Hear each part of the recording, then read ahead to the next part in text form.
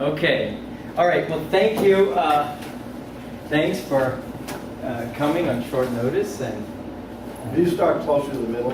sure. I can't see. That's good. Even That's here, good. this one. These, Great. These four. Okay. So first, let me put up a couple of references and also credit my collaborators. So there are two papers called Homotopy Probability Theory 1 and Homotopy Probability Theory 2, written by Gabriel, Drummond Cole, and J. Sook Park, and myself. And these are published, and you can see them in the archive. And this is where we outline sort of the main ideas about homotopy probability theory. I should definitely mention the inspiring paper by Dennis, which was in the Journal of Differential Geometry in May 2014.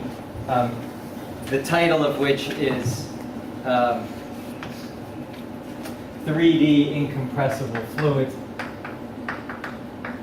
It's actually got a long title. Let me just write this part.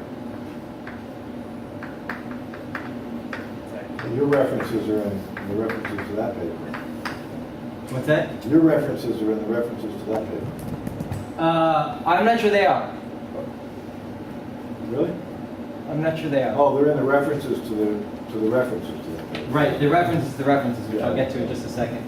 Let me read the title. So it's called 3D Incompressible Fluids, Combinatorial Models, Eigenspace Models, and a Conjecture about Well-Posedness of 3D Zero Viscosity Limits. And then there's the paper of Renan and Sullivan, which is on the archive, which is about the... And then that one has the references. That's right.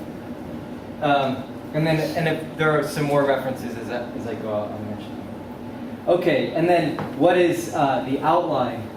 So here's the outline. I'm going to focus on examples. So I'm going to start with an example. Then I'm going to define homotopy.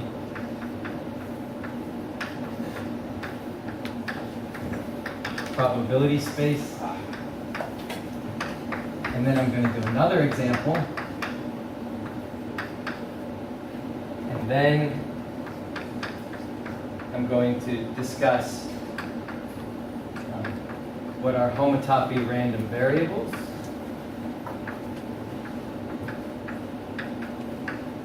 And correlations. And then the last thing I'll discuss is this application, which is really an application to fluids. And I wrote them this way. This part is sort of the linear half of the discussion, and this is sort of the non-linear half.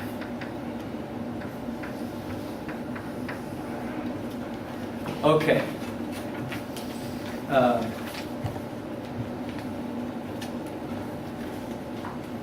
Okay, so part one, the example. So the example will be probability theory, let's say ordinary probability theory on a manifold. Usually the way you do this is you pick some measure.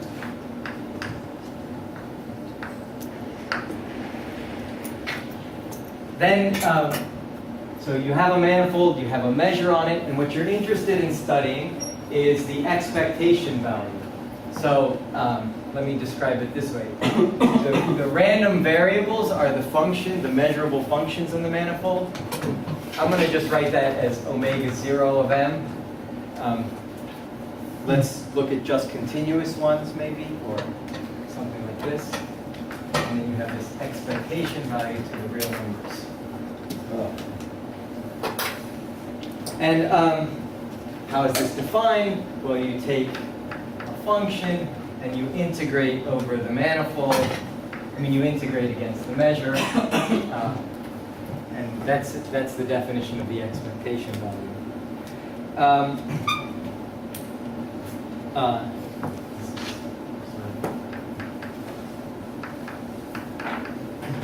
Expectation value, or the expected value of the random variable f. So now assume, really for simplicity of presentation. This is like a compact manifold and probability. Yeah, in fact, I mean, I guess you don't need it to be compact in this case, but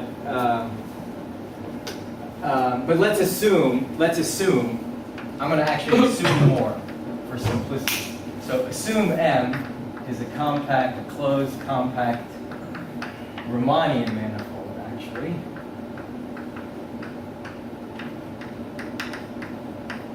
And the measure is determined by the Riemannian metric. So you could probably assume less than that, but in this case, then what you have is you have the expectation value. I'm just copying over this line. But here the expectation value factors through the n forms on the manifold. In other words, you have a function, then you can multiply the function times the volume form on the manifold, and then you can integrate over the entire manifold f times the volume form, and this is the same as so the expectation value factors. Okay, now can I write on this one? Yeah. Okay. So here's what we're trying to we're interested in understanding this linear map from the functions on the manifold to the real line. Now this is a linear map to a one-dimensional vector space, and what you'd like to understand is the kernel.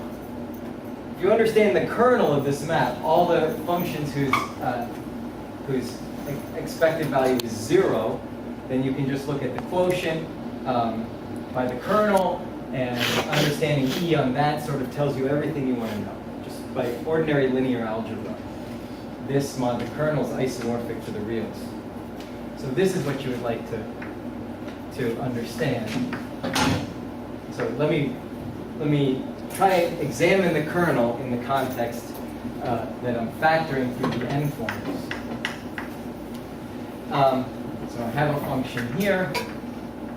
I map it to f times the volume form, and I would like to know when is this the integral equals 0. Well, you have the n-1 forms here, and a map from the n-1 forms on the manifold into the n forms given just by Durand D. So if I had an n-1 form in here, so that d of it were f times the volume form, then by Stokes' theorem, the integral of f dv would be 0. So in other words, I'm just going to write that down. If f dv equaled the Durand D applied to some omega, for some n-1 form omega, then the expected value of f equals 0. So it's the integral over the boundary. Right, because by Stokes' theorem, the integral over m of d omega is the integral of omega over the boundary of m. If you assume m has no boundary, then that would be 0. You didn't write it closed. You wrote compact. I wrote compact and I said closed, but I should definitely write it since I'm using that. Okay. Okay. Well,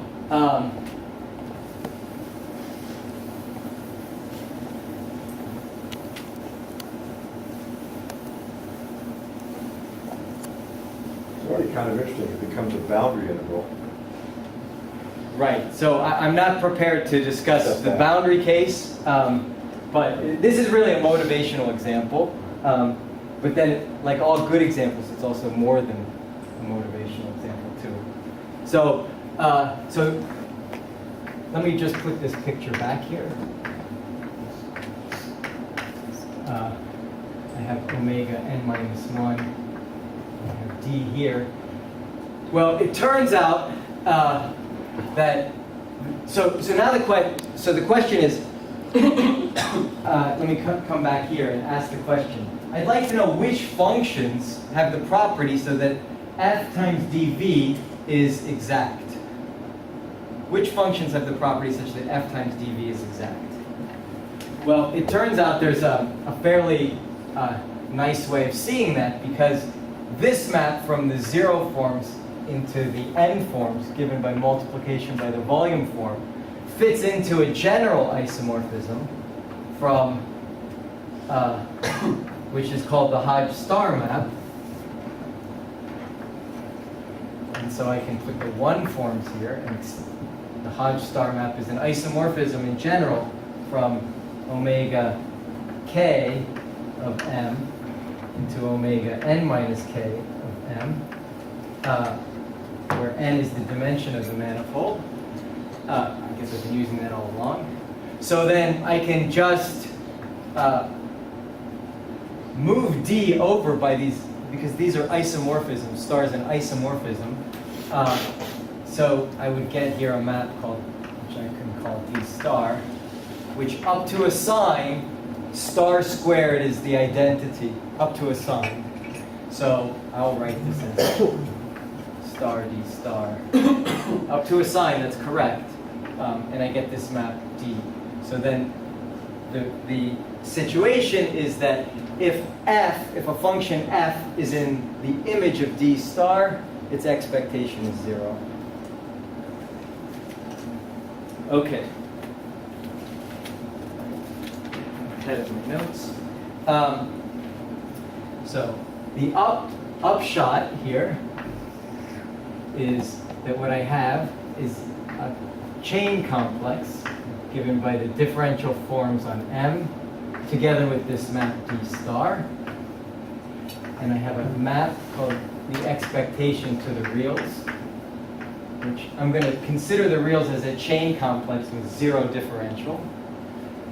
And E, I will extend E so that it's 0 on the 1 forms and the 2 forms and so on, as it should be for a degree 0 map. And the Stokes theorem, or the remarks I've already made, that that the expectation of something in the image of D is 0, says exactly that this is a chain map. So this is a chain map.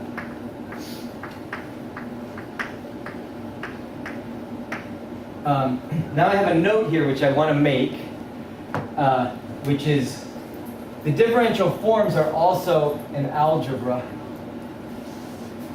This is a chain map, not an algebra map. So this is an important remark, but I want you to just keep it in the back of your mind, and I'll come back to this point. But for now, let me just mention that that the expectation is not an algebra map. You can see that the expectation of f times g is not equal to the expectation of f times the expectation of g. In fact, the failure to be an algebra map measures interesting correlations between the random variables. This is sometimes what's called covariance. So this is important, but this is part of the nonlinear structure. I'll come back to this.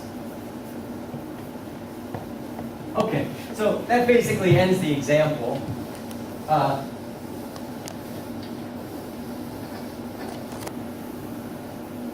Now let me make the definition.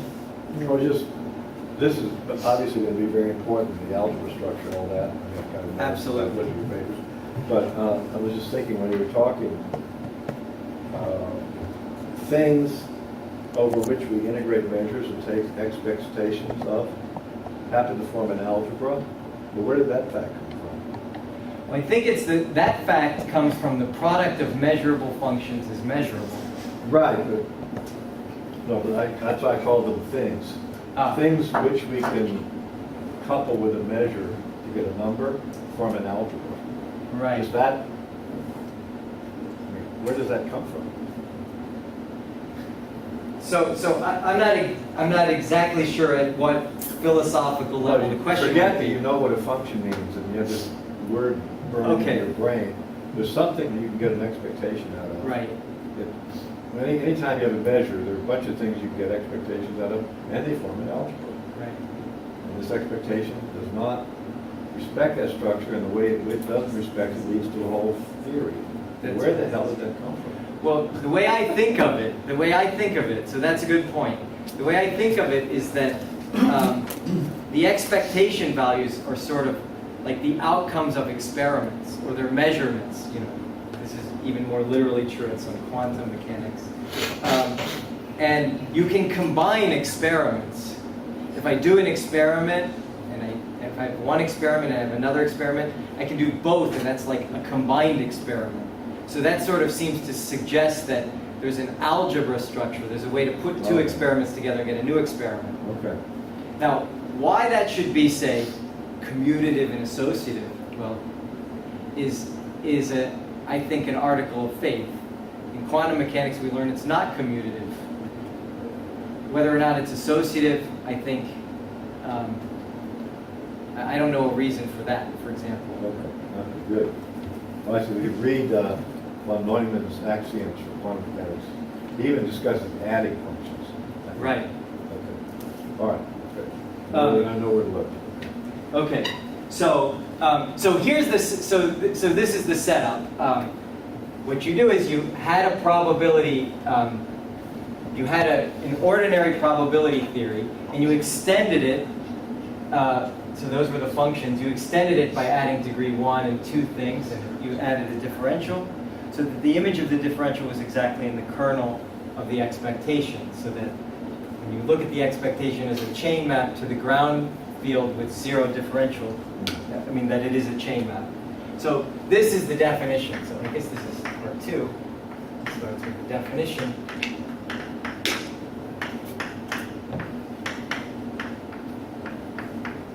A homotopy.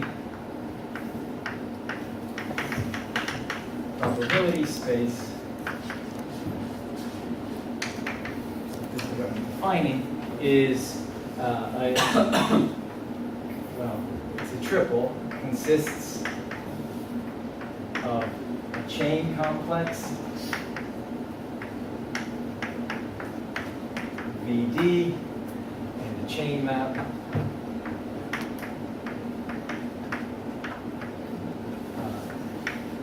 from VD to the ground field, which I'm writing as the real numbers, but it could be something else in principle, the complex numbers, the matrices.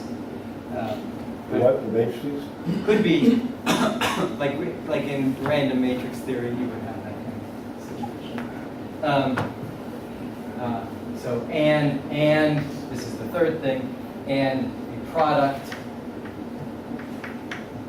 I guess to be like this example, I'll call wedge from V cross V into V.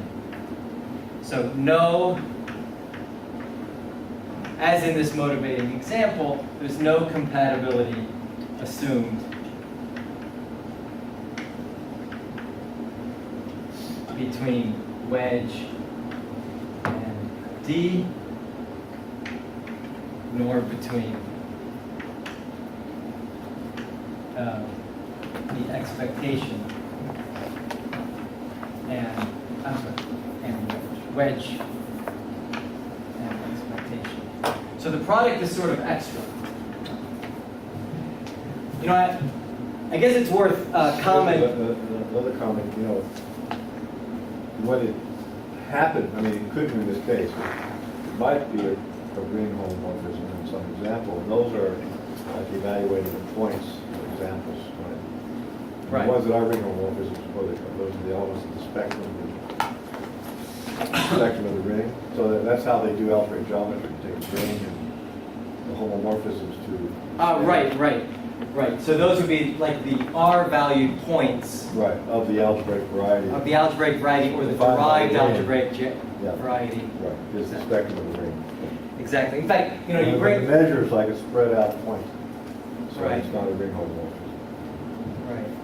And in fact, since you mentioned ring homomorphism, you might be thinking, well, isn't D a derivation of the differential forms? It is a derivation of the differential forms here, but D star is not a derivation of the differential forms with the wedge product. And you might say, well, why work over here instead of on the left with D? And one reason is because you already have this measure theory.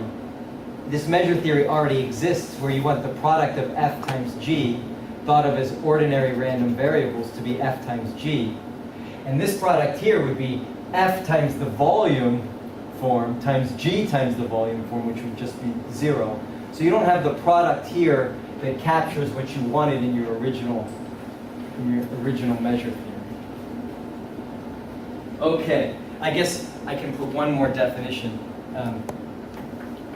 If V is, use some notation. If V is concentrated in degree 0 and D equals 0, we call the setup V0 and the expectation, the product, an ordinary probability space.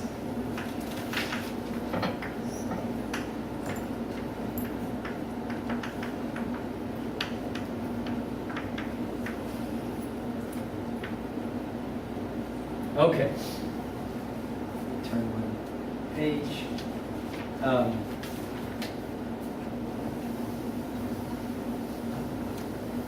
Okay, now for my second example. Because this is part 3. Example. So the Gaussian is the ordinary probability space, T space, given like this. V is polynomials in X. I'm sticking to polynomials for simplicity, but you could generalize. V is probabilities in X, thought of as a degree 0. D is 0, and the expectation of a polynomial will be defined to be the integral of e to the minus x squared over 2 dx. P of x, P times, write this clearly, P of x times e to the minus x squared over 2 dx. And you should normalize. I'm actually not making much of a point about normalization here, but you should divide by the square root of, actually I don't need to know how to do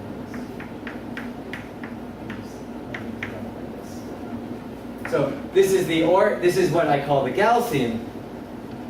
Now here's a definition.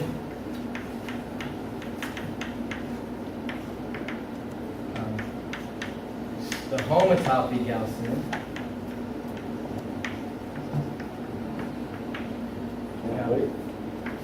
is the homotopy probability space given by this data. V will be polynomials in 2 variables, x and eta. I'm going to set the degree of x to be 0 and the degree of eta to be 1. So I'm supposed to give you a vector space, but you see this is a vector space. I've written it as a free commutative algebra, but it's a vector space.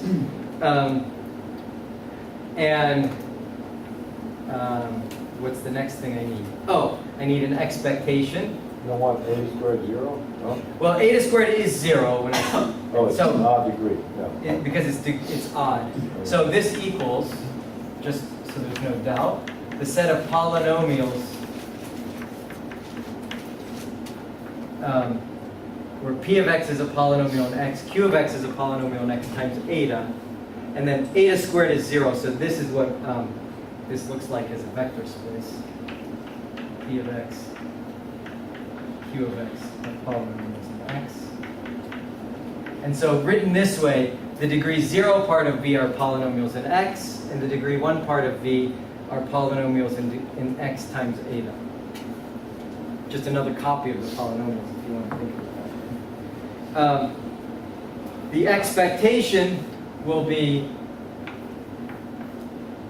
the expectation of p plus q eta. You know, I have an idea. Why don't I call this v0, this e0? So the expectation of p plus q eta will just be the expectation, the old expectation of p, and the degree 1 part, you take the expectation of v1 and you get 0. And then what's the differential? The differential of p of x plus q of x eta, it goes from v1 to v0. It's and it's going to be q prime of x minus x q of x.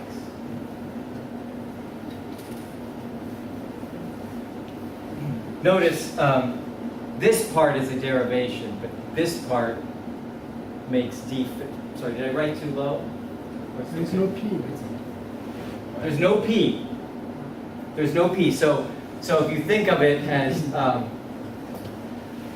the p part is v0, and this is the degree 1 part, I have this situation. D is degree minus 1? And eta is degree 1, say. Yeah, D is what degree? D is degree minus 1. Although D could have degree plus. I don't want to commit to whether D should go up or down. So this is what the... Well, it goes down in the formula. It goes down in my formula. Yeah. But I could have changed this to minus 1, sort of harmless. Yeah, but I mean, since you said it was 1, I just wanted to know what it was. It's minus, because D star goes down by minus 1 too. Right. So, who's saying, so you go from V1 to V0, and then everything in V0 goes to 0. Okay, so that's the homotopy Gaussian. And now, what's the point? So, Oh, you're saying this formula holds? Certain formula holds, right? yeah, so the claim implied by the definition, by saying that that's a homotopy probability space, I'm saying that this expectation is a chain map. The integral of that against the Gaussian is 0. Right. So the claim implied by the definition is that E, mapping V D to the reals, is a chain map. Okay, so what? Well, look at what the corollary is. So the corollary of the claim, namely the expectation of D alpha, whatever alpha is 0. So, for example, the expectation of what is D applied to eta? Well, D applied to eta, so that's eta is 1 times eta, so you get the derivative of 1, which is 0, and then you get the derivative, then you get x times 1. So if you plug 1 for q, you get negative x. So I guess maybe what if I put -1 in there? D of negative eta. This is x. So this implies that the expectation of x is equal to 0. So this, I claim, is an interesting analytic result. It says that the integral of x times e to the minus x squared over 2 is 0. Now, you could look. This is a toy example, but you could argue x times e to the minus x squared over 2 is odd. You're integrating over the reals, so by simple reasons it's 0. But I could say a little bit more, like the expectation of x eta. Oh wait, I made a mistake here. Let me write this sentence. I think I talked through what I meant to say, but I didn't write it. So I said the expectation of d of minus eta is 0 because it's exact. But d of minus eta 0 equals the expectation of d minus eta. 0 also equals the expectation of d of x eta. But what is x eta? What is d of x eta? That's 1 minus x times x.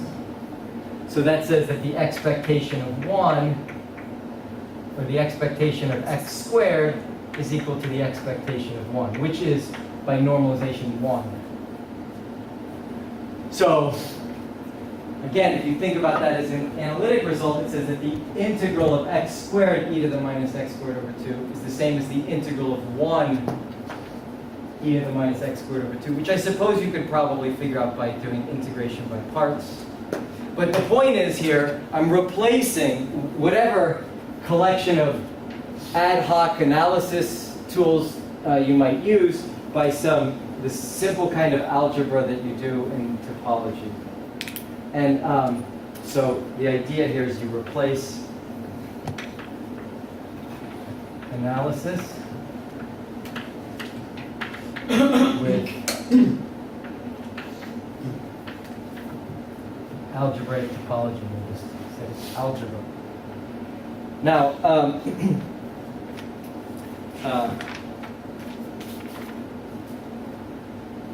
any questions?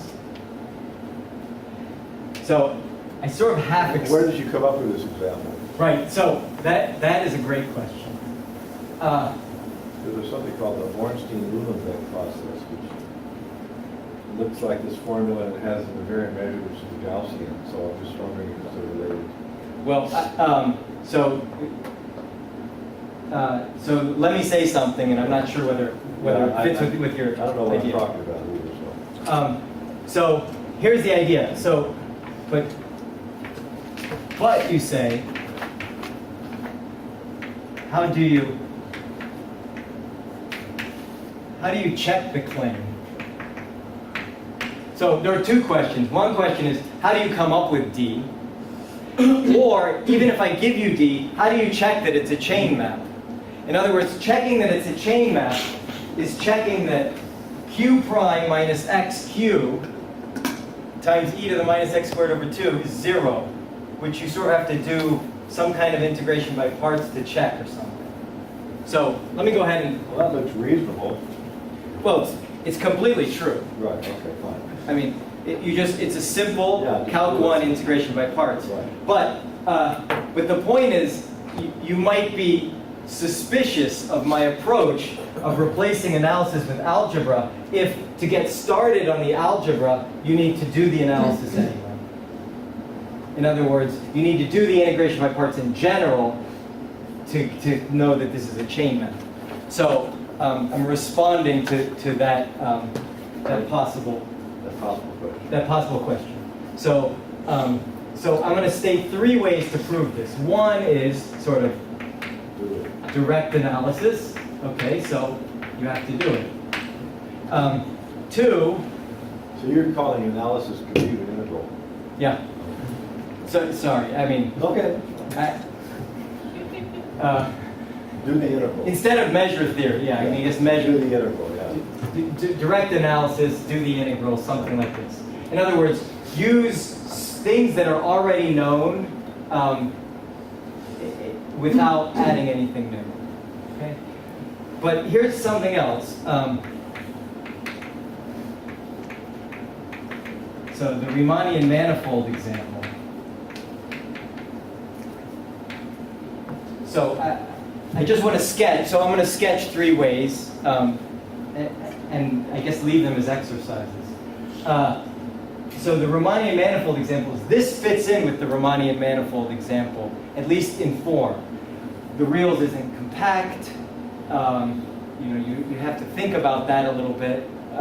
But if you do that, the e to the minus x squared over 2 dx is a volume form in a sense, and then you can check that doing this this Hodge star d star really is this d in the right coordinates. So if you do that, then you're not really doing. I claim that's a little bit different. Well, so you're saying the Riemannian one manifold with e to the minus x squared dx as the measure. Right. Then the d star will be d. Well, the d star will be this. Will be the d of this homotopy probability. of the homotopy Gaussian. And then the third example is symmetries. So I want to quote something that I thought I wrote on the first page of my notes, but I decided to wait until this moment to say. So Gromov wrote a paper called Symmetry, Probability, and Entropy, which was just published in March, so like 5 weeks ago. Where? In a journal called Entropy. Huh? In a journal called Entropy. So what is it called again? Title? Entropy? Symmetry, Probability, Entropy. So, and I was really excited, well, not excited, but delighted that he cited these 2 papers, Homotopy Probability 1 and Homotopy Probability 2. And the article starts off with the sentence, "The success of probability theory decisively, albeit often invisibly, depends on symmetries of the system the theory applies to." So, I can't say that kind of thing because I'm not Gromov, but Gromov is suggesting that any success you really have in probability theory relies on something besides the measure theory and the analysis to begin with, that there has to be symmetries there. And he gives many, many examples, from the simple examples of rolling dice to more elaborate examples. And so that really fits into this example in the sense that there's translation on the real line, which is the action of a one-dimensional abelian Lie group, which then acts on the random variables. And there's a construction, which I'm going to give another reference, which is cones on homotopy probability spaces. So this is a paper, you can see it on the archive, Drummond, Cole, and I wrote. Also, there's a paper related to sort of period integrals that has similar ideas. It's basically homotopy probability theory and period integrals by J. Suk Park and Ji Hoon Park. Are they related? They're not related. Yeah, I'm joking because Park is a common name. Right? They're not related. And this is not J. Suk Park, the soccer star. This is the other J. Suk Park that many of you know. And then we know. That's our J. Suk Park. This is our J. Suk Park, and this is Ji Hoon Park, who has visited us here before, but anyway, they're not related. But there's an idea that if you have a Lie group acting on your space that your that your probability theory is invariant on, then you can differentiate it and get a Lie algebra action. Then you can resolve that Lie algebra action using some trick like the Chevalley-Eilenberg complex. Whenever you have a Lie algebra acting on a module, and if you have a Lie module, you can resolve and make this complex. And in that complex, there is a differential, and that will be exactly the same as this differential d from this homotopy Gaussian. Preserve the probability theory. Well, Translation doesn't preserve this probability. if I take the expectation of p of x Yeah. and the expectation of p of x plus alpha for a real number alpha, those are the same. Really? Really? Yeah, because think about it. You're integrating some polynomial. Right.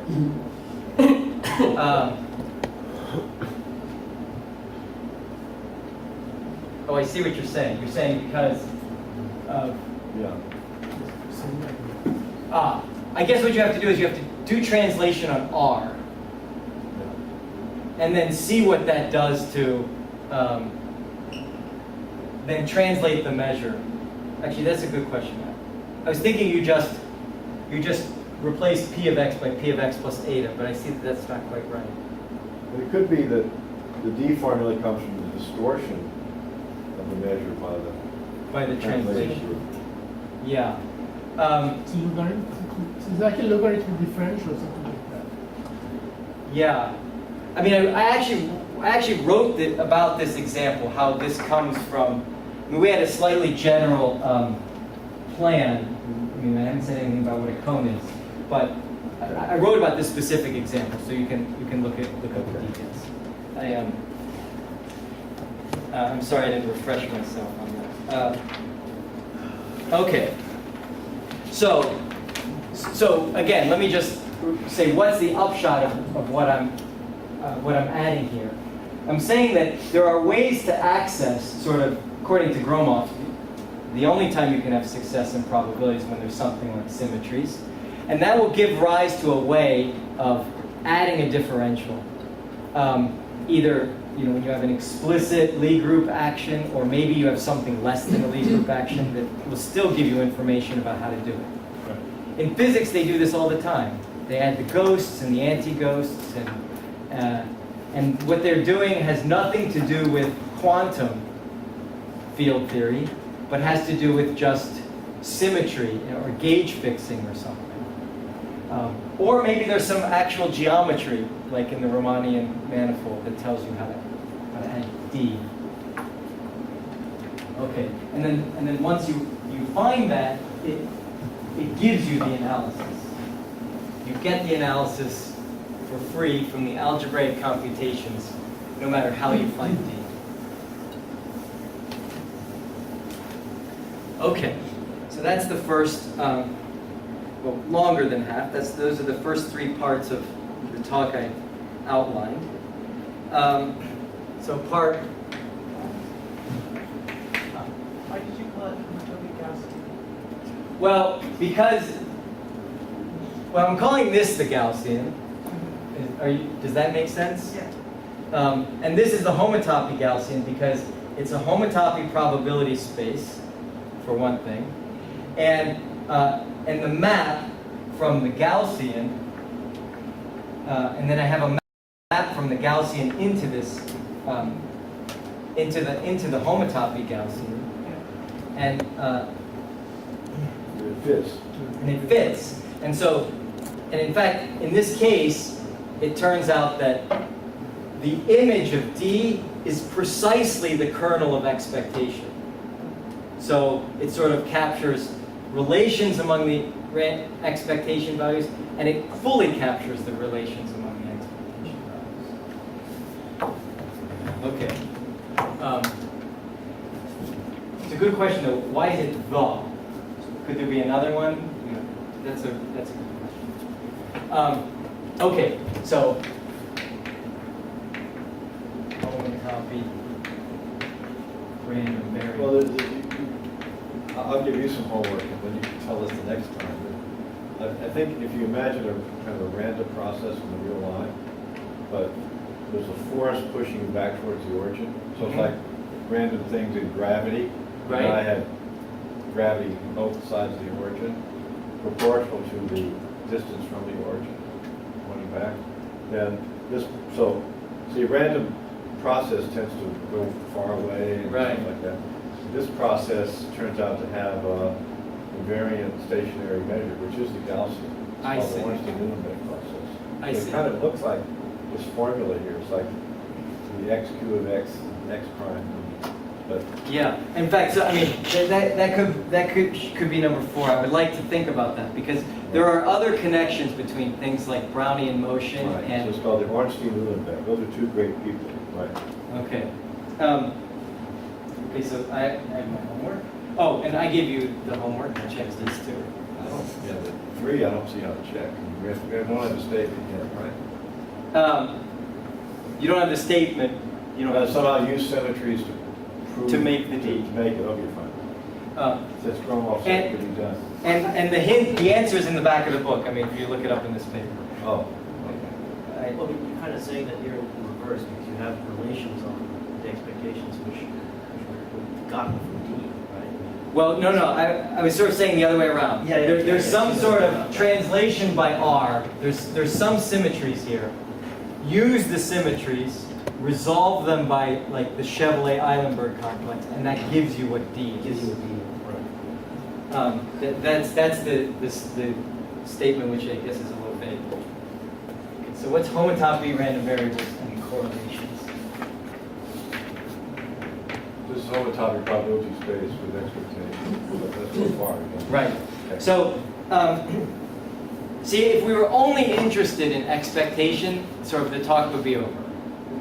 Because then you add the differential, you look at the expectation on the homology, and that's everything you ever wanted to know. But we're not interested in expectation. You're also interested in these correlations. So,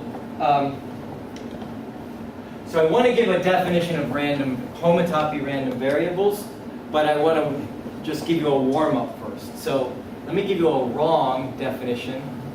Let me call this the first approximation to the definition of a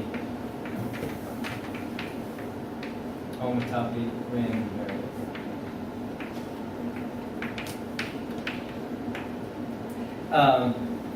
So X, so I'm starting with a homotopy probability space. So I have VD, and I have the expectation of the ground field, and then I have a product of D. And so the definition is an element X in V is a homotopy random, let me just abbreviate, homotopy random variable if and only if X is closed. So this is an approximate, this is not the final definition, this is incorrect, but it captures one important idea. You don't really want everything in V to be thought of as a homotopy random variable, because this example here, what you want to keep in mind is you might start with an ordinary probability space that you're interested in, and then add extra things, degree 1 parts, degree -1 parts, add differentials, and fit it into this homotopy probability space. But the only thing that's really and then you want to do computations. But you want the computations to say something that's homotopy invariant.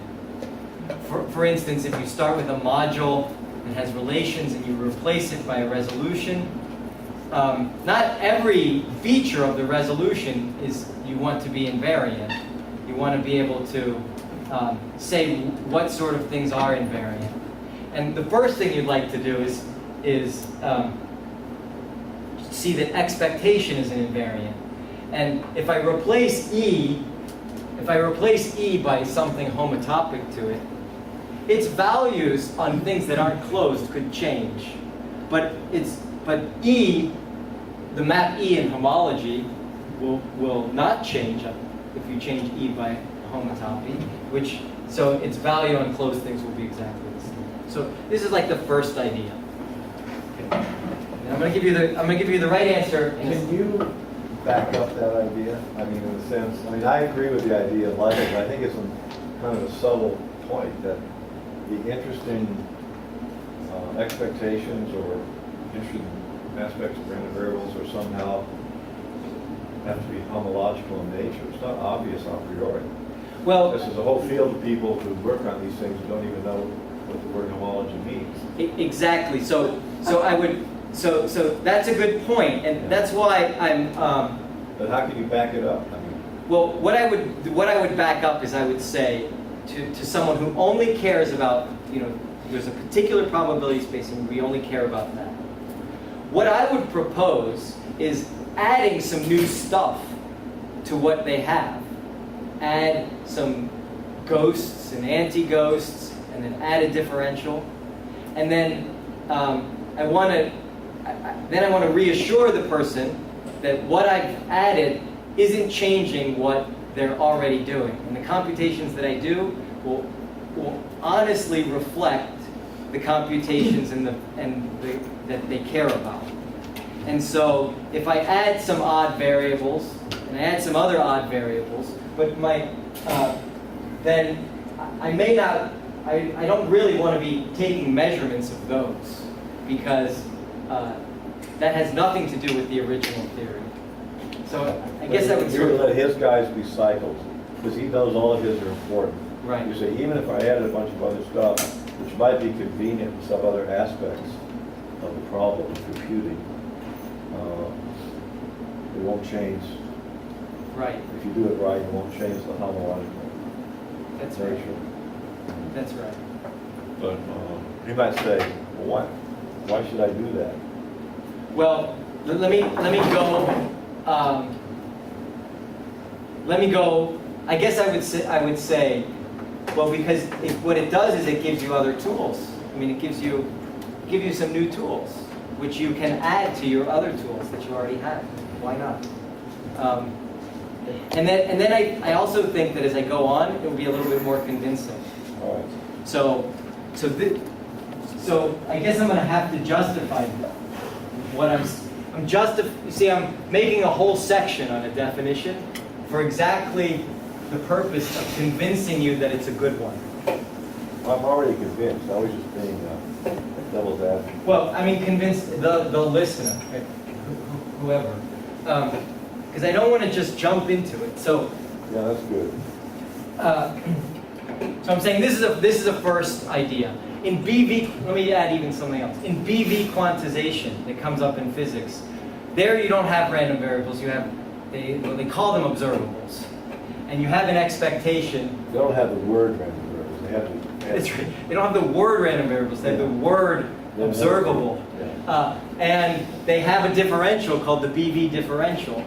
But they consider the only invariant information to be observables to be closed. In fact, the definition are BV closed. So those are the things that are actually measured. Right. So I never thought of it this way, but in physics, you can find examples where they define observables to be this. An observable in the BV quantization is a function on the field that's BV closed. Well, modulo something. I mean, class of those. Right. I mean, but I would argue that that's a first approximation and it has some weakness. In fact, let me go ahead and say what the weakness is right now. Yeah, see, already by saying this is a chain map implies that the image has value 0. Yeah. So, but in fact, this is a good reminder. I remember a specific conversation. Let me write down something and then let me make a social comment. So what's the problem? What's the problem with this definition?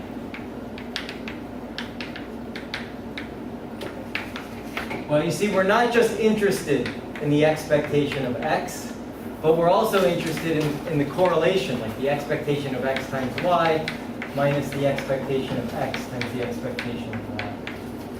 And if x is closed and y is closed, the product may not be closed because d is not a derivation of the product. I would say it's even worse. if the product is closed, the value of this expectation, or if you want to think the homology class of the product, if they happen to be closed, depends on the representative of x and the representative of y. And so this issue comes up in BV quantization. I remember a talk given by Martin Rochek describing BV quantization, and a question by that Dennis was asking in the audience: how can you take these two-point correlation functions of observables, because the product of two observables isn't necessarily an observable? And Martin was saying, well, there are quantum correction terms that you can add. And so what the definition that I proposed for homotopy random variables accounts for the quantum correction terms. Let me write that down in 1 second. But before I do, let me just make a remark. Note. Dx is 0, so x being closed is exactly the same as saying that the map from R to V, where I send 1 to the element x, is a chain map.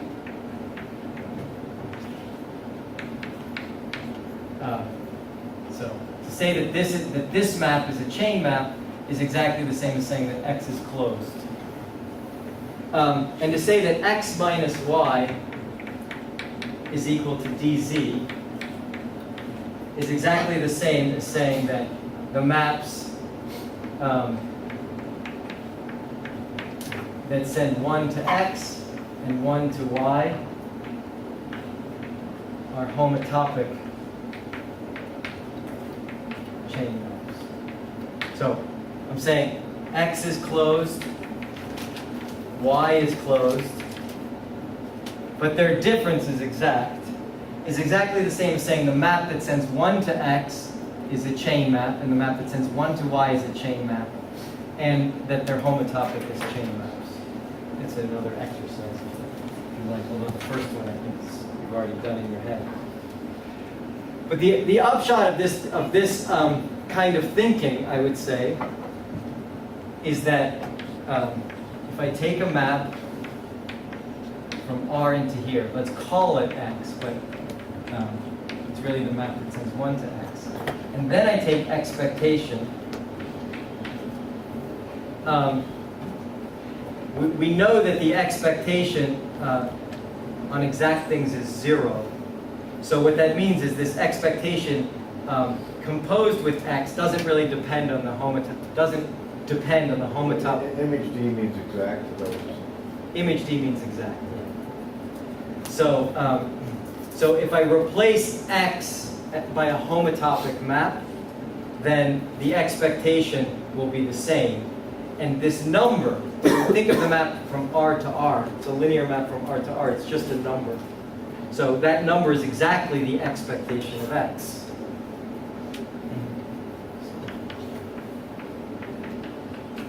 So as a linear map from R to R is a number.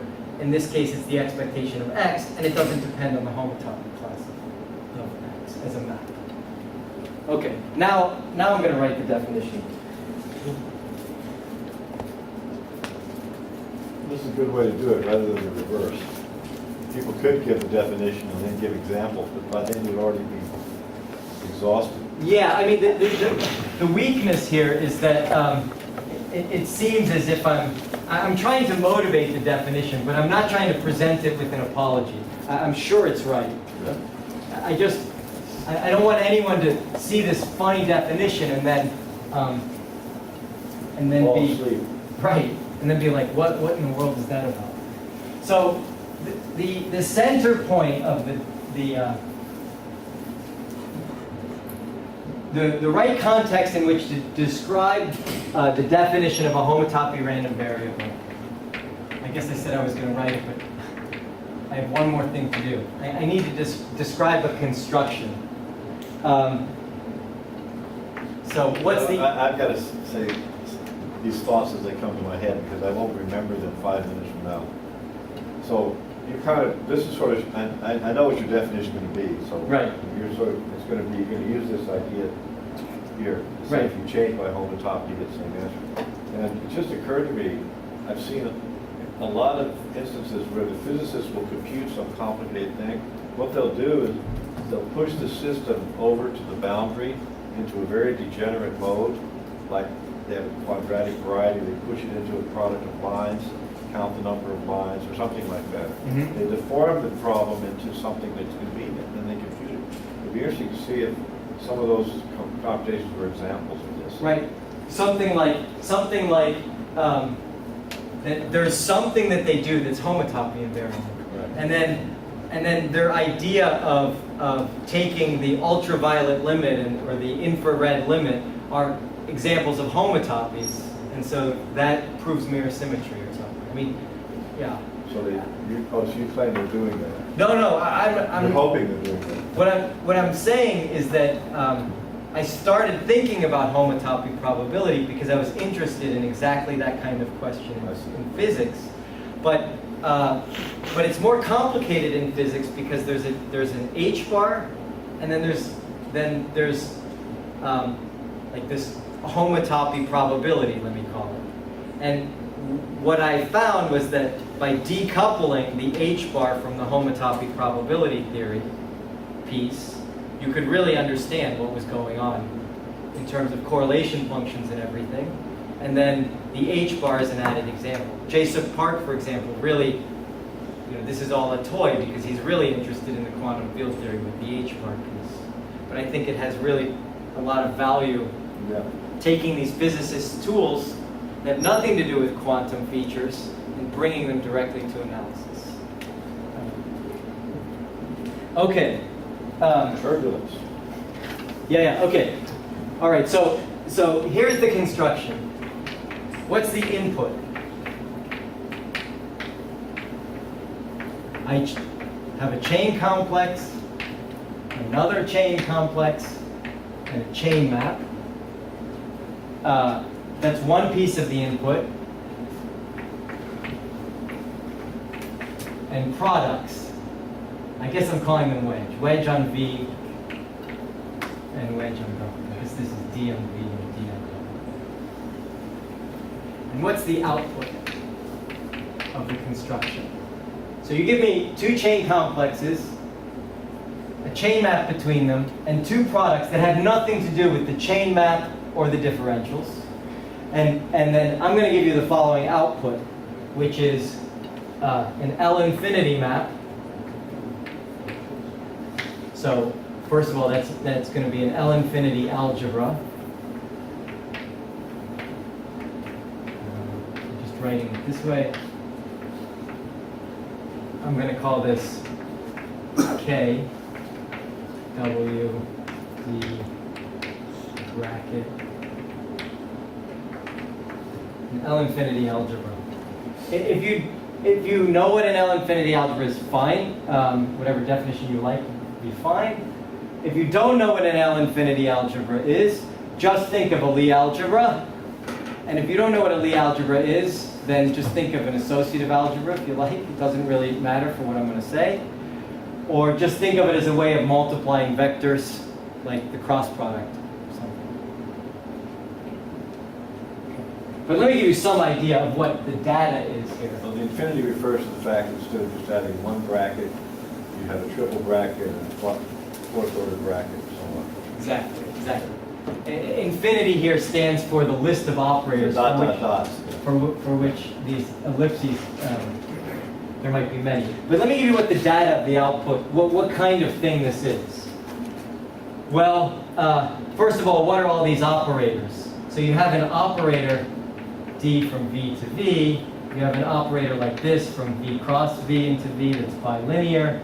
You have something like this from V cross V into V, and so on. So that's part of the data. Same for W. K, what's the data in an L infinity morphism? Well, it includes a map. K includes a map K1 from V to W. But it also includes a map K2 from V cross V into W. And in general, you have a Kn for every n from V cross V cross V to the N into W. So that's what kind of a thing this is. It satisfies a bunch of relations. Okay, and now rather than give you the construction or conscious of the time, let me give you an idea of what the construction is doing. So Just say what K1, K2 is. yeah, let me say what K2 is. So K2 of two things in V is given by D of, I wedge them, I multiply in V, and then I take D. This isn't assumed to be a derivation, but I can measure the difference between it being a derivation. You should put signs in here as well. This is dV, V, dV. So that's that's what K2 is. No, but it's not like yes. Oh, I'm sorry. What was I doing? K2. I guess this is Bracket, triple bracket. yeah. This is the double bracket Right. in V. Right. This is what the double bracket in V is. So Okay, this- so yeah. forget my subscripts. The subscripts are the ones that have to be there. Right. Okay. You see where the variables are. See where the variables are. So this is what K2 is. So I mean, what the next. I'm sorry. What D2 is. Yeah. Let me set my notes down and say it more slowly. This is what the bracket is on V.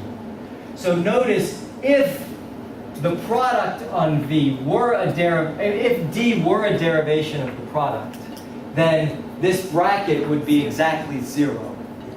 So you can think of this hierarchy of operations as being some kind of systematic way of measuring the failure for D to respect this product. If one of them vanishes, they vanish all the way down. And what kind of a thing is K2? Well, K2 of X and Y. If you had a homotopy probability space and D were a derivation, would this imply the expectation of the product of the expectations? No. No? No. Like in your example, yeah, your first example. Right. Okay. Right. Because there D is 0 on the functions. Yeah. And so, okay, but now what's K2? Well, K2 takes two things in No, V. the D star is the differential. It's not a derivation. It's not a derivation. True. Okay. Let me. Well, let's think about it. Okay. So what is K2? Well, here what I'm going to do is I'm going to take the expectation of the product of X and Y and thank you. Good point. What is K1? K1 is D. No. It's E. Gosh, I keep missing this. So No, it's K. K1 is K. E is the one. K, E is the chain map. K is the L infinity. Okay, yeah. So K1 K1 is E. Yeah, is right. E. K1 is E. K1 is E. K is a map from V to W. K2 is a map from V cross V into Two W. V's to one W. Right. Two V's, I'm giving you one W. And I'm doing it this way. I multiply in V, I didn't write the wedge, and then I take the expectation values and I multiply in W, and I subtract the difference. Well, first of all, you're generalizing statistics to chain complexes. I'm generalizing statistics to change. So this is what's called the covariance. So an example would be, here's an example.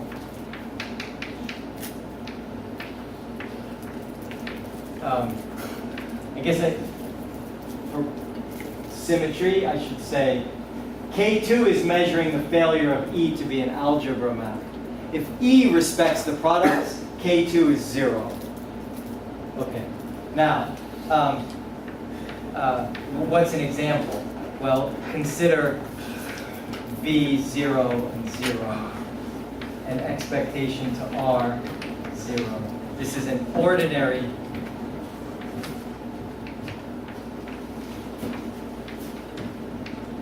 probability space.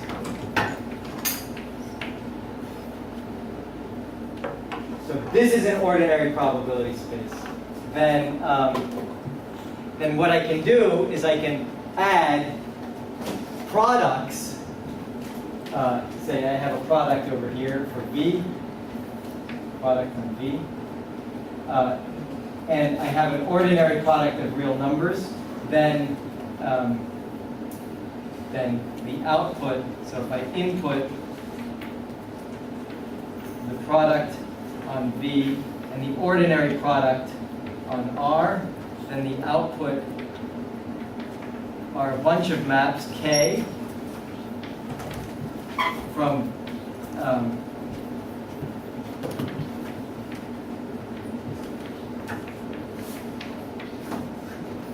so the ordinary probability, so if I have an ordinary probability space, the differential is 0, and the expectation is just a linear map.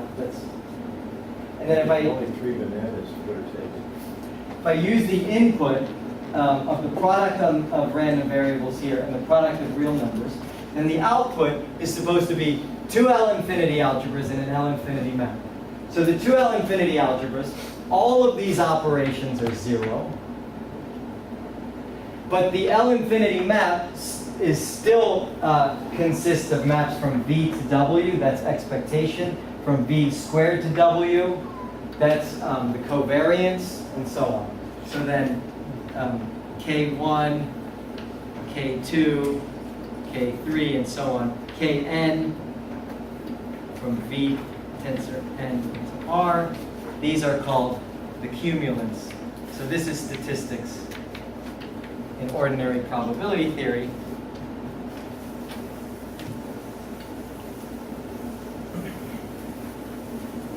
So this is extra stuff, but what good is it? What is Some extra stuff you're adding to the E stuff, right? Right. Well, the What first, good is it? well, K2, for example, K2 is the covariance. It's something you can do to see whether two random variables are independent. I didn't define independent. We don't know what random variables are yet. You haven't defined them yet. No, but this is an ordinary probability space, Oh, so yeah. that already has meaning. That already has meaning. And covariance and the third cumulants and so on, those already have meaning. In fact, I want to Well, add... these are all good here because there's no differential. These are all random variables here. Right. And in fact, I want to add one more thing, which is I start with the same ordinary probability space, but I input the product on V and 0 product on R. That's a legal input. And the output are still, Does that have a unit? oh, the 0 product? I'm just being rebels. Go ahead. Well, as a pointed chain complex, there's a unit. Huh? But there's a pointed chain complex. I see what you're saying. That's a good question. Let me call this map M. You know, in general, Mn from V tensor n into R. These are sort of the so-called joint moments.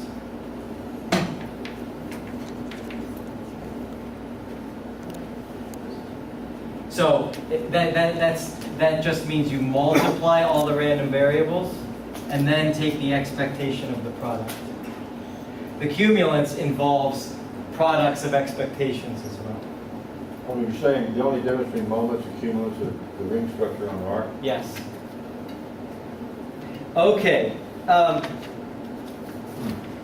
of 1 is 0. The log of which one is which one when you take the generating function? Well, actually, when you take the generating function, you have to take the exponential anyway. You take the exponential of the moments, and then you take the log. I think you get the cumulants.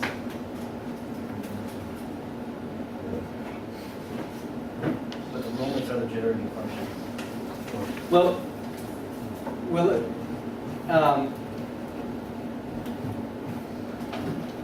Yeah. when you talk about generating functions, so I don't really know, but when you talk about generating functions, in my experience, you're adding an extra variable. And so I'm going to put these m's together as a power series in some variables. And then you can do things like take the exponential and the log with respect to those other variables and move back and forth. But I want to emphasize that when you compute moments, you don't use the product in R.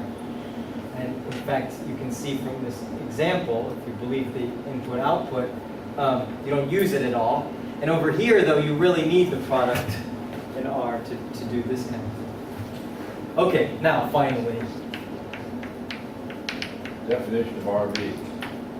Yes, so a collection of n homotopy random variables is a map. And so is an L Of what infinity. degree? 0. Is an L infinity map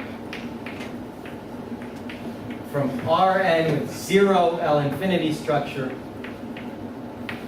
into this L infinity algebra. So, if you start with a homotopy probability space, remember it's V, D. How does Rn 0 L infinity algebra? Well, How do you make it into one? Everything's 0? Or? everything's 0. Okay. So everything's 0. It's just a vector space with 0 differential, 0 bracket, and so on. So the data of an of a collection of n homotopy random variables is a bunch of maps. One is from Rn into V. This is exactly the same as a choice of n elements in V. You'll have Rn cross Rn into V. So this is a choice of n elements. These are all in degree 0. Well, Wait. well, I'll say, give me 10 seconds. So this is a choice of n elements in V. This is a choice of n choose 2 elements in V. It looks like it's the choice of n squared elements, but there's a symmetry assumed.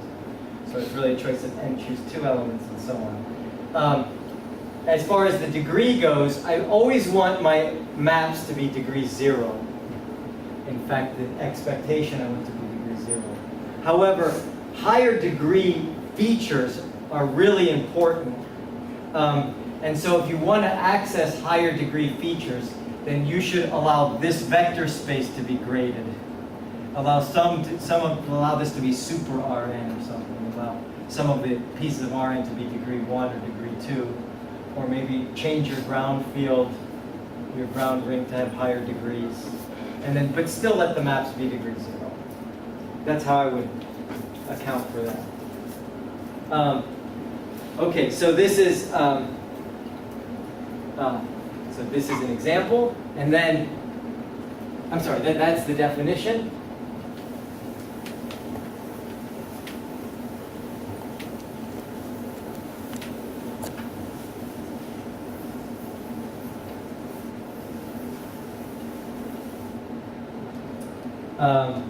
And then if I go to this example of an ordinary probability. So, do all these guys have to go into cycles?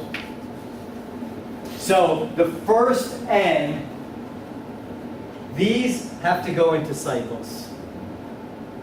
And then the product of those cycles might not be closed.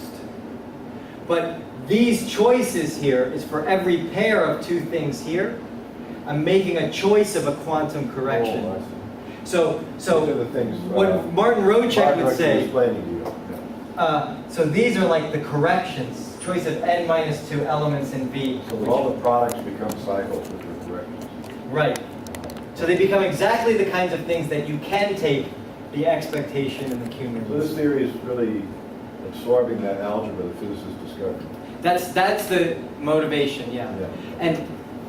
But I would add something, which is that the physicists typically, or even, I would say even like Costello, Gwilliam, they use something from their geometry or from their physics to add the quantum corrections. And what I'm proposing here is that in the absence of additional structure, that should be part of the data. You have to add that somehow. Well, to make examples of this definition, you have to go in and use the material of this discussion to build these things. Right. So they're doing that. Right, exactly. You're saying what they're doing, so to speak. Yeah. So for ordinary probability space, V0 into R0, this expectation, then Rn into V0. So what is a collection of homotopy random variables here? Well, it's an L-infinity map, but into this L-infinity algebra. But for the ordinary product with zero differential, the L-infinity algebra is 0. So this is just a map from Rn 0 into V. So one kind of L-infinity map like this is just any choice of n elements in V. This is a collection of n homotopy random variables. So just one map from Rn into V is the same as exactly choosing n things in V. That's when you had no differential. Then the composition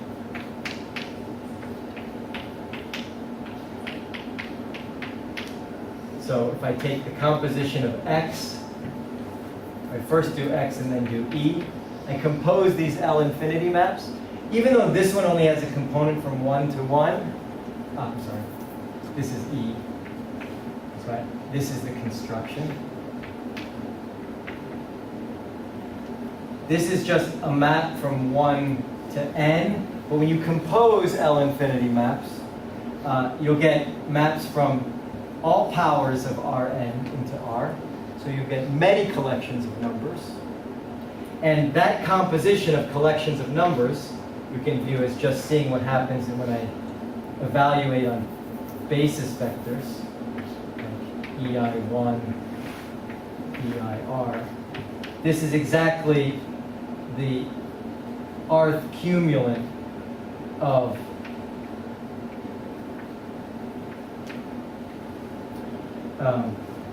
this is exactly the rth cumulant of the images of these basis vectors. So You kind of left off something. This is a collection of random variables, but it implies there is an L-infinity map. So where you didn't say what that L-infinity map was, right? So the map is so Rn has a standard basis. So choose the image of the standard basis to be an element, an arbitrary random variable in your probability space. Then, so that's the definition of the L-infinity. Oh wait, that L-infinity map, I need more map, I need more things than just that. Well, I'm asserting that this is an L-infinity map if this was an ordinary probability space with zero differential. An L-infinity map is just, a chain map is an example of an L-infinity. We need a bunch of maps from Rn cross Rn to V and so on. I'm saying choose those to be 0. Okay. Choose those to be 0. Choose this to be this. Then you're really just choosing a collection of Okay, n but how do you get these higher numbers then? elements of V. Well, when I compose this L-infinity map with this L-infinity map, you get many maps from all the powers of Rn into R. Even though this one didn't have higher powers, when you compose two L-infinity maps, you have to go to the symmetric algebra. Then you get many. You're telling me the Taylor coefficients of the L-infinity maps are all 0. They just have the bottom one. But the actual L-infinity map is a non-trivial map in all degrees. So otherwise, when you compose. If you compose 0 with anything, you still get 0. Those, in higher degrees, the L-infinity map has pieces. It's just its Taylor coefficients are 0 in higher degrees, but it's the linear. Right. That's right. So if you're thinking, yeah, so there's two ways to think about it. Either you lift to the coalgebras and you do coalgebra maps. Then you have to lift this as a coalgebra map, and then it has 2 to 2, 3 to 3, 4 to 4 pieces. But when I compose that with this, then I get a 4 to 1 piece. So I end up with a 4 to 1 piece when I compose. That's probably the best way. Yeah. Can X not have a kernel? Or you could say composition of L-infinity maps isn't the obvious composition if you write in terms of these coefficients. Exactly. Coefficients. It's a complicated formula. Yeah. So, but the upshot here is that if you have an ordinary probability space, you can just choose a bunch of elements. That becomes a homotopy random variable. And when you compose that homotopy random variable viewed as an L-infinity map with this K map, you get exactly all of the cumulants of those chosen elements. So you've captured all of ordinary probability theory faithfully. Okay. Now, Can X not have a kernel? Can we realign that? So this theory has already captured two rather big morsels. One is statistics, as you just said, ordinary statistics, and also these quantum corrections in the BB formalism. right. By adding the differential and taking it away, you get add it and take it away, you get statistics. Add it and keep it, you get quantum corrections. Right.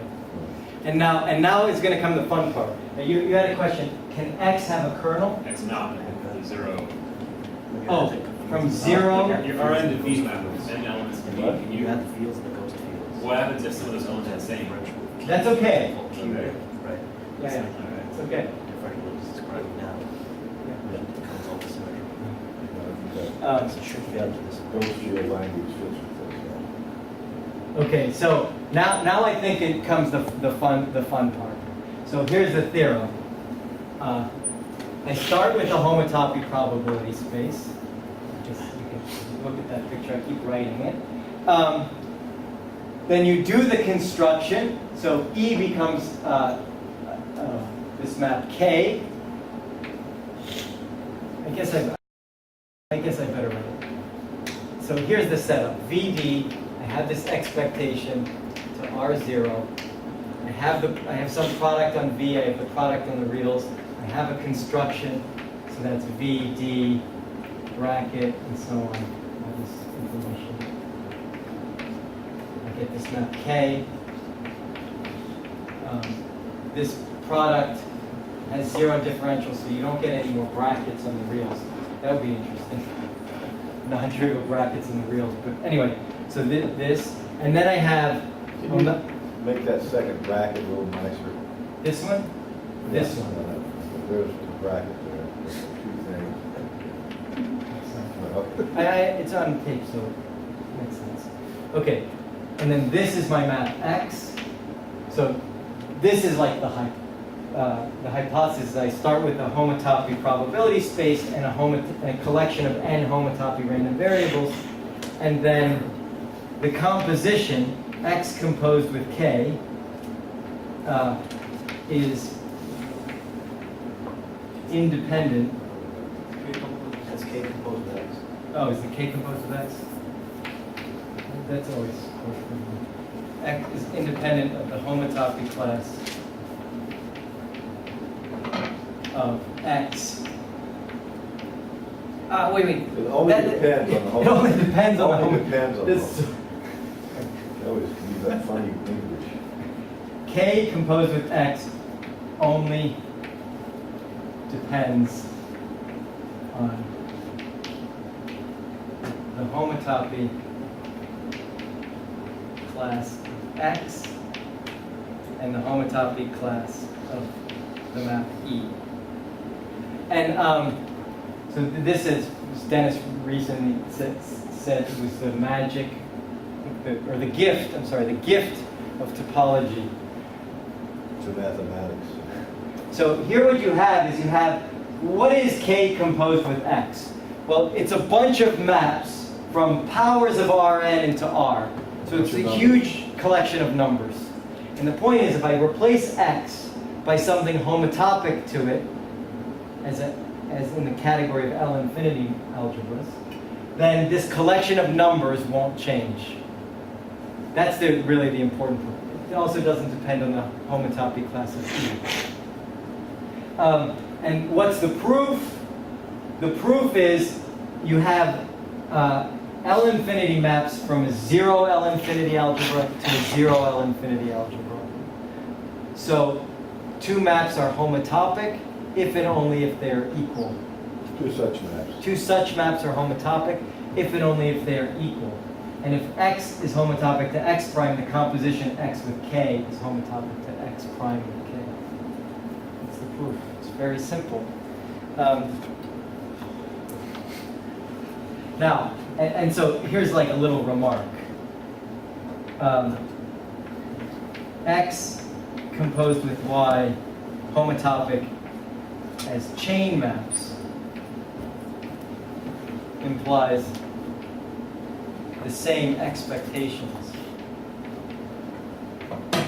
But X homotopic to Y as L infinity maps imply same expectations, And moments, covariance, joint moments, cumulants, everything you measure, same. Okay. Now, I'm going to go back to example 1 of the Riemannian manifold. 23 minutes ago. Great. I wanted to go slowly. I hope I didn't go too. That's good. Good speed. I guess this is what I call part 4. Back to example 1. So this is where I want to discuss something that's higher degree. This happens all the time, I think, in mathematics. You have some interpretation for degree 0 pieces or degree 1 pieces. You have these higher degree pieces, but what do they mean? You know, Laura? degree. You know, like Highland cookies. No, that's no, Oh, we're sharing. Oh, you're sharing. Oh, you're sharing. Yeah. so there's. God, thank God, Aaron, you're there. Oh, you're sharing with everybody. So this often happens. There's some natural construction and some very nice interpretation of small degree pieces. But there's these new higher degree pieces that need explanation or characterization. You know, degree 1 elements in something are infinitesimal deformations. What are the degree 2? You find obstructions there. Or go from curvature of line bundles to curvature of gerbs, or from associative algebras to A infinity algebras in the Hochschild complex. So what do the, so let me write down the example again. The differential forms on a manifold with D star. I have the wedge product, and I have this expectation to the real line. This is a homotopy probability space. What the degree 0 pieces are exactly the ordinary random variables for some measure theory on the manifold M. What about the higher degree pieces? So what I would like to do is, so what's the What are the random variables involving higher degrees? what do the random variables mean involving higher degrees? That's the statement. So what's the construction give you? Well, D star is not a derivation of the product, so you get a bracket. However, that's all you get in this case. And then you get, Can you prove that? well, you know, I'll make a remark which proves it and also kind of helps understand it. If you use the metric, remember this was a Riemannian manifold with a metric, then you can, that gives you an isomorphism between the tangent space and the cotangent space. So you can take a section of the cotangent bundle like a one form and identify it with a section of the tangent bundle, which is a vector field. So you can look at one forms as vector fields, and then the two forms and three forms as sort of wedge products of vector fields. People call those polyvector fields. Then d star of a vector field will be its divergence. And the bracket is the ordinary bracket of vector fields. So when you think of it that way, I think you can prove that the divergence is a derivation of the bracket. Right. And so then it comes down to checking that that's what d star is in this context, is divergence and its extension as a, well. Okay. Okay, so, That's okay. the answer I know. So this is the setup. So what shall a degree 1 random variable be? I'm just going to put one, I want to choose one single homotopy random variable In degree 1. in degree 1. So this r is like odd r. Well, this will be a map like this. 1 has to go to something. Let's call it y. And it turns out this by itself, with no higher maps, is an L infinity map. Because, well, I'm sorry, is an L infinity map if and only if d star of y equals 0. So this is L infinity map. So it's actually a volume preserving vector field. Right, or I wrote y is divergence free. Yeah. It's a divergence free vector field. When you go through the identification that I just did, when you asked me to check that it's a derivation. Okay, fine. So that's what one. So this might be related to fluid flow. You know, right? That is it in my title? I wasn't. I thought it was in my title, but I know from time to time you change titles. Right. You did that to me when Kunsevich and I were talking, and we gave the same title, Deformations of Quantum Field Theories. You changed mine to Algebraic Quantum Field Theories. Okay, but so now what's a homotopy? So what's a homotopy of L infinity Of these guys here, of homotopy random variables? Yeah. in degree 1. I mean, this particular example or in general? Let's do this particular example Fine. of one homotopy random variable, or sort of between y0 and y1. Well, a homotopy between two L infinity maps. One goes to y0, and one goes to y1. You know, because this is odd r, let me call the odd variable epsilon Yeah. instead of 1. Otherwise, we'll get too confused. So a homotopy between two L infinity maps is the same as a solution to the following equation, is a solution gamma in omega of t, dt, and epsilon. So omega means omega of m, and I'm tensoring with, I'm moving the odd r to the other side. Instead of looking at it as a map from r into here, I'm tensoring with odd r, which is adding epsilon. And then, Why are you allowed to do that? well, because a map from here to there Oh, the dual, will be the dual. the So, element of the dual, okay, fine.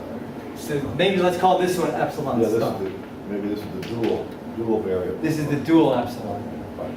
And then I'm going to tensor with the, I think you call them Sullivan forms on the interval, differential forms in t and dt. Yeah. Then, and the equation is a solution to the equation d star gamma plus 1/2 gamma bracket gamma equals 0. And then gamma restricted to t equals 0, dt equals 0 is y0, or y0 epsilon, I guess. And gamma restricted to t equals 1, dt equals 0 is y1 epsilon. What's the time, tensor epsilon, or what does that mean, times epsilon? Well, it's an Oh, element it's in that in there, It's in okay, there. fine. So it's, Okay. this map is just y0 epsilon. And this map is just y1 epsilon in the tensored with the dual bar. Okay, now, so here, if gamma equals y epsilon plus x dt, let's write down a slightly general. I'll write something more general in just a minute, but let's just write down what a possible gamma could look like. This, and then y and x depend on t. Let me y of t epsilon plus x of t dt. If this is true, and I'm going to make an assumption here, y is star dx. Uh-oh.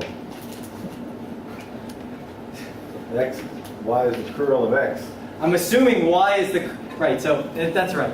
If you take x and you apply, this is regular d, not d star. This is like part of d star. I apply regular d, I get a 2 form, and then I apply star, This is in dimension 3. yeah, in dimension 3. Yeah. So n equals 3. Then I do star of a 2 form in dimension 3 gives me a 1 form. So this is the right sort of degree. Then gamma is a homotopy between y of 0 and y of 1 if and only if y at time t, viewed as a time-dependent vector field, is a solution to the incompressible zero viscosity. Navier-Stokes equation, which I think is called the Euler equation. The so-called vorticity form of the Euler equation. Very elegant, very elegant. Now, Oh wait, let's get it straight. So, two homotopy random variables, the homotopy. This is better than your previous. this is, you asked me to make time more indelible. Right. Invisible, or something, yeah. Yeah. Okay. So, Wow, that's a great statement. so let me explain. I have seven minutes. So one thing I should certainly cite. I don't know. We can add 7.5 minutes. Okay. I'm gonna take the next train, and comes in at 4:15. He'll tolerate 4:15. Okay. I know that I gave some references at the beginning. I want to give another reference to Scott Wilson's paper in the Proceedings that he wrote in 2011 about combinatorial models, because I learned a lot about fluid flow from that, and also from talking to Scott, who's been involved in a lot of conversations. So what I've really done here is rewritten so to be a homotopy means you have to satisfy a certain equation. You break down what it is, and that the pieces that it breaks down to are exactly the same as this Euler equation, the viscosity form of the Navier-Stokes Euler equation. So you built in all the conditions beautifully. Incompressibility is the fact that it's a random variable. Oh, and these are the two times. Right. These are two velocity fields. Right, the starting time and the ending time. Right. Now you might say, why is this just a sport and a pastime? You like homotopy probability, so you took something and made it in the language of homotopy probability. So what are the benefits, you might say, for this framework? So one thing you can remember this is a one-word statement of what the Euler equation is. Right. A homotopy of two random variables. So In dimension 3. yeah, let me go ahead and let me say something else. Well, I don't want to be scattered here at the end just because I rush. No, don't rush. So first let me say the benefits for the framework. And the first one is, Get an NSF grant. you know, well, Never mind, sorry, go ahead. all right. So the cumulants for any chain map E, any expectation. See, this all exists on the left-hand side. Right. Yeah, right. Then you start with an expectation map, which was integration. But you don't have to. You could start with integration. You could start with anything at all. But the cumulants then define time-independent invariance of vector fields and polyvector fields of fluid flow. So I'll just say fluid flow. So they're time-independent invariants because time here is exactly the homotopy parameter.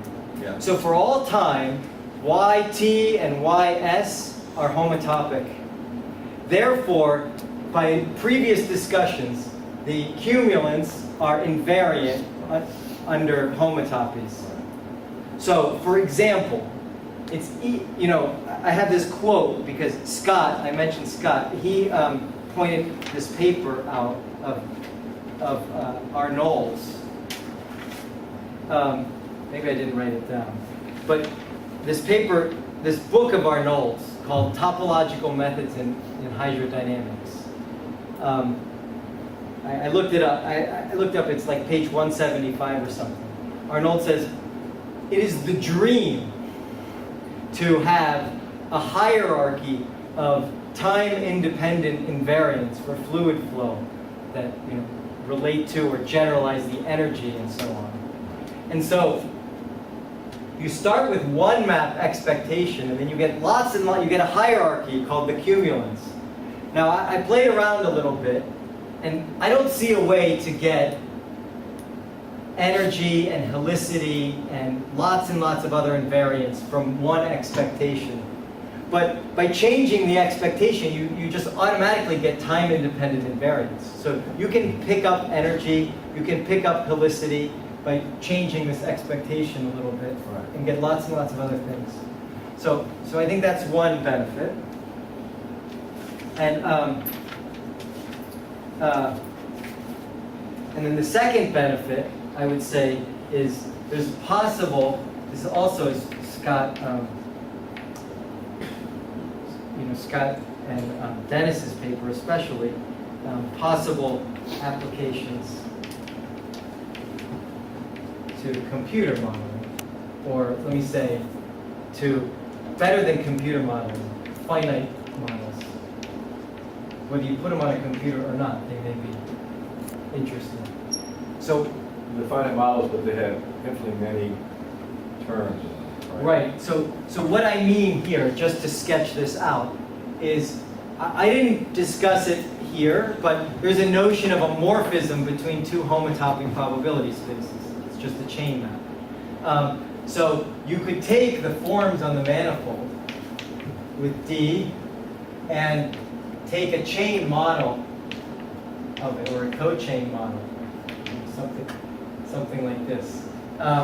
And then if I have a homotopy random variable into omega d star, this chain map can be processed to give an L infinity map between the two L infinity maps over here. Now here, you just have a bracket and nothing more. But over here, you will have higher pieces. Then this Infinitely many. Probably infinitely many. yeah, probably infinitely many. In fact, almost certainly infinitely many. But then what you can do is just compose this L infinity map. Sorry, this was, say, R, or Rn, with this map, whatever I want to call it. If this is alpha, maybe this is A, in the infinity map. I can compose X with A to get an L infinity map from R to here. L infinity maps here are initial conditions for fluid flow. So L infinity maps here are initial conditions for fluid flow. You could just call them combinatorial conditions for fluid flow. Whatever equation you get over here. Then homotopies here would be solutions to the time evolutions of fluid flow. And then you could get whatever you get here, you just call the time the combinatorial fluid flow. And so then you also have maps. So just a homotopy. Just a homotopy. You know what it is. You know what it is. You also have maps going back that you can try and assemble from a combinatorial solution. You know, automatically you'll have if you have an L infinity map here. Curl operator. Right. So this is the point in which why I can't say this solves Navier-Stokes. Right. Because if I take a homotopy here, it's a finite dimensional ODE. So you have existence and uniqueness for solutions. You can compose with the map here and get a homotopy here automatically. But you don't know that it will have the form y is star dx. So somehow this condition, Right. this condition Oh, I see. is not part of our theory. Meaning this condition is not part of the theory. It's a constrained homotopy. I see. Euler is I see. I take back half of my applause. So it's a constrained homotopy, and the constraint is this pesky star operator. It's this pesky star We operator. know D, but star is kicking us in the ass all the time. Well, I would even say D isn't sort of here either. In other words, If from D this star is point, the natural operator. D star is the natural operator. So I would say I don't need star. I just need star D. Right. And that is a little bit. In my paper, you really only need the commutator of star and D. That's a little more natural. Right. Because one term is killed because of divergence free. Right. And you're just down to this. Well, So it's the commutator of star and D, which I just cooked up together right. using the cumulative bijection, Right. stuff like that. So let me add one more remark since you. Come on in and get a cookie. Come on in and get a cookie. Get some tea. Come on. Dennis, what is a more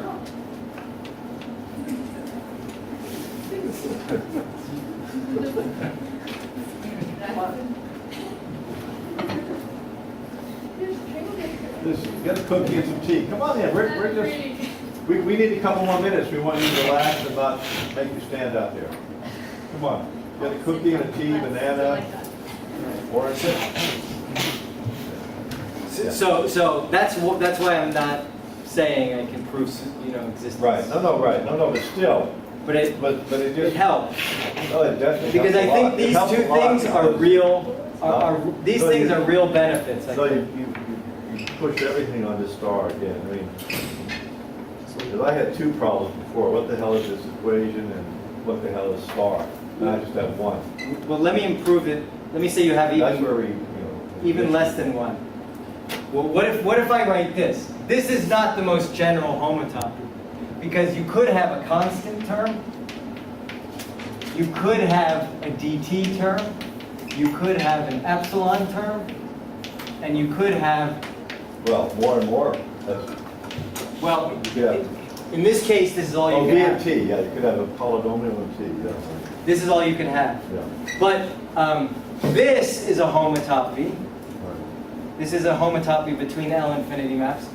If and only if there's a similar constraint involving star, but this term accounts for the pressure, and this term accounts for the viscosity, for the general form of Navier-Stokes. It's not. I mean, that V of T is exactly. So you can start to see what it. So that means you can study compressible. Absolutely. Because if you look over here, you can start to see what is d gamma equals 0. Well, it's going to involve a v prime of t, but that's exactly going to be the pressure. So you're not going to be incompressible. You're going to be compressible up to this pressure term, and then viscosity appears here. But again, you still have a similar constraint about the curl to actually get Navier-Stokes. But you know what's interesting, in the magneto, so actually where this would really have direct application in magnetohydrodynamics, you have two variables and they're not coupled like this. You have the magnetic field and whatever other fields. And so then this would fit without the constraint. I see. Magnetohydrodynamics. So if you get this book. Yeah. read about it. You may have it down there now. Yeah. Okay. So that's really the end. So the great way to end this method. We're going to continue next week, though. We're going to have a whole program here, and we'll see you Wednesday. Okay. Yeah. Coming in Wednesday.